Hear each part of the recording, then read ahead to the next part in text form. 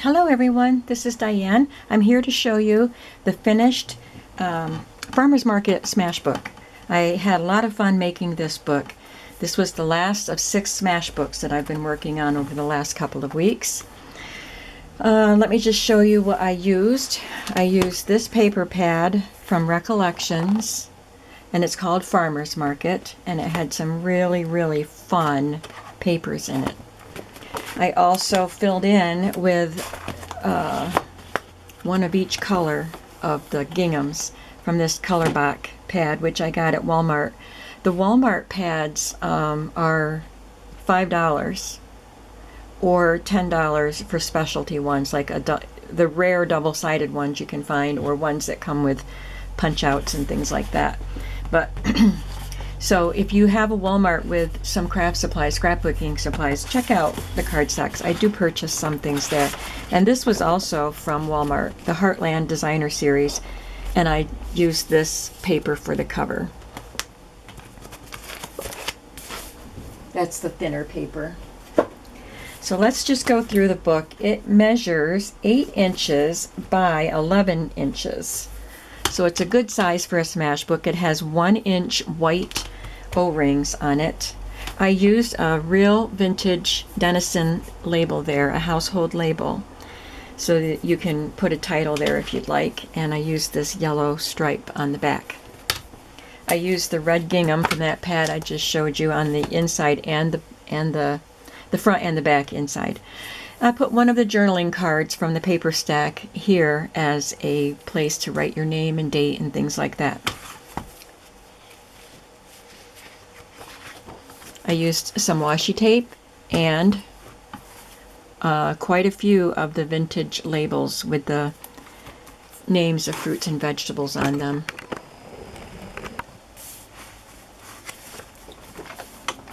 I created a tuck spot with a cutoff piece and created this journaling card or photo mat with another cutoff piece. You'll see quite a few of these, and then I added one of the journal cards there as an embellishment.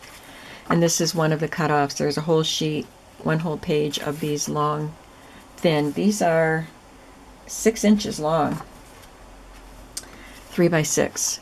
And I really love these because they're all list type of cards.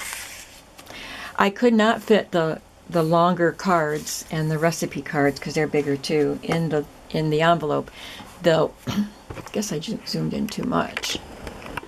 The envelope for this book is smaller than the other ones because it was made with a piece of wallpaper border, but it was a good one for this book. So anyway, because I couldn't fit these into the envelope, I just tied some red gingham ribbon to paper clips and clipped some of them on. So you can move these around the book as you would like, either on the clips or put them in pockets, glue them to pages, whatever you want to do. There's some more washi tape with another vintage label. Oh, pardon the froggy throat today. I love this page with all the canning jars. This is one of the little labels that came as a cut apart in the kit. And then this is a vintage one. It says tomato. Because there's a tomato here that I made with my Cricut. I also have a stamp and die cut to cut out mason jars. So I did some of those and I tucked that in there. And then this is just a little scrap from the paper. Another pocket made with cutoffs and another label from the kit, and this was just a strip from this paper. And then I added a whole bunch of cards in here. There's one of the recipe card size ones, a shopping list, and some journaling cards, and a tag. This is from a different pad, just the red wood grain I thought went well with it. I think it's from Measure, Mix, and Stir from Hobby Lobby's brand of paper. I put on this glassine bag and some cherries that I cut with my Cricut, and this is the perfect size for one of these shopping list cards. It says off to the market. This one says peas up here, and it just has a little strip of paper cut from the paper pad. One of the gingham sheets, and this is one of the stamped and die cut jars, and this time I added the label. That also comes with this stamp and die cut. I'm trying to think what I got it on Amazon, I think, but I don't remember the brand. This is one of the cut aparts, Farmer's Pocket Ledger. Compliments of Sunnyvale Farms. I thought that was a really cute card, and it's little, so it tucks in nicely in there. Strawberry, that says. And here are all the baskets of berries and cherries and fruits. And this is a flip out, and I hid a bunch of grapes back there. I do have some really fun fruit stamps. I love the stamps that have all of the detail.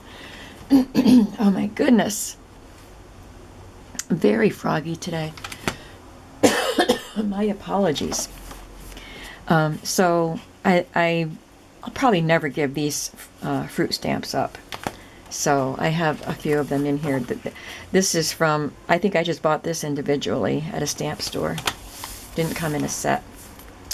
Recipe card here on a page full of lemons, and it's clipped on with a paper clip. This was a double pocket that we made with the gingham paper. I just put some glue down the middle, and then I added some vintage rickrack there. And it just has 3 journaling cards in each of the pockets. So there are 6 journaling cards on this page. Such fun images in this set. And here's, this says, life is just a bowl of cherries. And I have a set of 3 from Stampin' Up! That I absolutely love. And this is one of them, a pair. This is from Measure, Mix, and Stir. And here is the small pocket made out of wallpaper border, and it's got a bunch of produce. That's why I thought it was good for this. And it does have the smaller tags and cards that were left over. There's quite a few in there. And I put on this heart paper clip.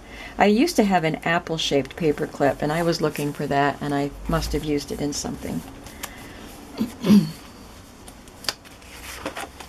This is a shape of a flower that I made with my Cricut, and I put it opposite this sunflower page, which I thought was fun.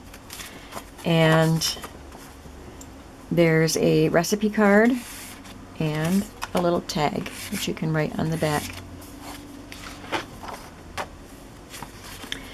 There's some sunflowers from a different Stampin' Up! Set. This says Red Rooster Seed Company. Another tuck spot made with a cutoff, and another seed packet journaling spot, journaling card, and 2 of the list pages. Let's Eat and grocery list. I think this was from Measure, Mix, and Stir also. Now I see I have a little problem I need to fix here. This little hole didn't get into the binder, so I don't have to take the whole thing apart, which would ruin the wires, and I'd have to use new wires. All I have to do is snip right there, and then push it on there, and now it's bound in. So this looks like wood plank. Oh, and there's a vintage sticker up here that says peach. I meant for these to be tuck spots, but because the leaves and stems were so wobbly, I just glued it on. So you can journal on this. And then I realized I could have left just this part and then put something little in there, but it is glued down, but you can journal on this. That would make a fun title for whatever you're putting on this page. There's some blackberries. Love that stamp. It's one of the Stampin' Up! Ones. Love it. Some cherries here. I did border punch this gingham strip to give it a little fancy edge up there. This one is the other Stampin' Up! Stamp, and it's peaches. And I stamped it here on the page, but it didn't quite have a complete image. It was kind of faded. And I could have left it that way, but I decided to stamp it on the orange cardstock and glue it on as a little tuck spot, and that gave me another place to tuck another little mason jar. Another one of the glassine bags with a tall list, and it says "Get Cookin'." And then this flips open. Now this set of pages, I punched them in sets of 5, and this set of pages did not punch well. Some of the pages slipped and it went off the edge. So there are 5 pages here that have a gingham strip glued to one of the edges, and then I could repunch it. But it gives, I like that look. I wish they all had that, but it would have made the book a lot thicker if I had done that on every page. So here we have another mason jar with a place for notes and a gingham tied paper clip. This is a page full of milk bottle caps, and so I glued on one of my vintage milk bottle caps right there. Mapleview Farm Dairy, fresh pasteurized milk, Moscow, Pennsylvania, which I don't know where that is. And there's another one that you can journal on, just glued onto the page. But it's an apple, and there are apples over here. Oh, I think I had clipped this one on previously, so it doesn't have the ribbon. What do I do with my roll of ribbon? I want to do it now before I forget. Because sometimes I do that. Okay, should I say often I do that. Some of them I slipped through and tied a knot, and some of them I doubled and slipped through and then did this like I do with my tags. I don't know why I did them different on some of them. And I'm going to clip this one down low on the page so the ribbons are spread out. Like I said, you can move them around. I love this die cut, this ear of corn, and I just used a yellow gingham scrap to tuck in there.